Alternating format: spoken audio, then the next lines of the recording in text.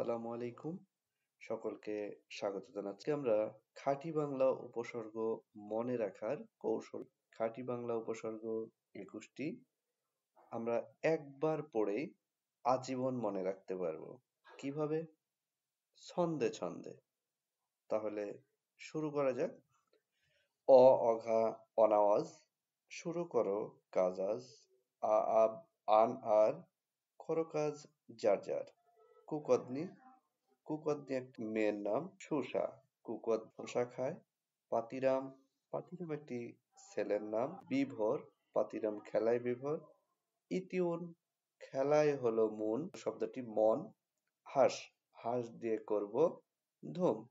এইভাবে আমরা ছন্দে ছন্দে খাঁটি বাংলা ২১টি উপসর্গ খুব সহজে মনে রাখতে পারি।